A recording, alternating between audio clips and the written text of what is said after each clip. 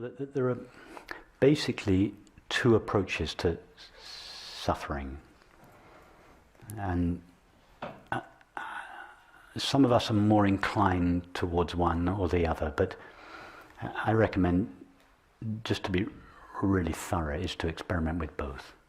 And one is the Vedantic way and one is the Tantric way. And by which I mean one is the way that is given more preference in the Vedantic tradition, and the other is given more preference in the Tantric traditions. So the first is to explore the self, the I, who is suffering. So it doesn't matter whether you're suffering because the reason for your suffering is not, in this approach, is not given any attention. It's the self that is suffering. Because whatever the innumerable causes of our suffering, it's always the same self. It's always me that is suffering. So in this approach, we go directly to that me, to the I, around whom our suffering is revolving. What is the nature of this I? Because this suffering I. And the first thing, and this is really where we started this evening, the first thing we notice about I is that I am aware of my experience. I am aware of my thoughts. I am aware of my feelings. I am aware. I am aware. The primary qualities of I are am aware. I am aware, being aware. So we go to, so this aware I is suffering. But why is this aware I suffering? It's because it has mistaken itself. It has overlooked its essential nature. It has mixed itself up with what it is aware of.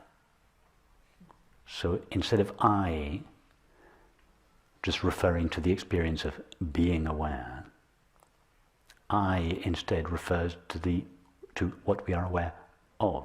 In other words, a cluster of thoughts and feelings. So it is this mixing up of I awareness with a cluster of thoughts and feelings that creates the suffering I, the separate suffering I. So as we turn our attention towards this I and explore what it essentially is, if we go far enough, we find that I is not essentially mixed with or limited by any particular thought or feeling. So this is the process of self-inquiry or self-abidance.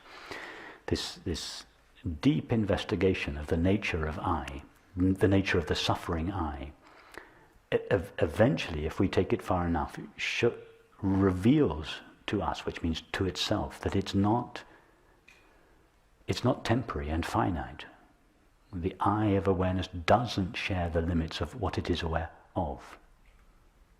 And so in this process of self-abidance or self-investigation, the I liberates itself from its own superimposed limitations. And when I stands revealed as it essentially is, it's pure awareness. When I say pure awareness, I mean an awareness that is not mixed with any other qualities or limitations, just the raw experience of being aware. That being aware cannot suffer anymore, because it cannot offer any resistance to experience. It's like the empty space of this room. There's nothing in it with which it can resist. So that is a very powerful approach to suffering. It's as I said, it's one of two essential ways that disregards the particular qualities of the feelings and just goes directly to the nature of the suffering self, I. The other approach, and this is given more preference in the tantric traditions, is to go in the opposite direction. You go totally towards the feelings. You go you open yourself completely to the feelings. It's so completely that you go on opening yourself to the feeling until you can honestly say that there's no resistance to you, no resistance in you to the feeling. It's a turning towards the feeling rather than a turning away from it.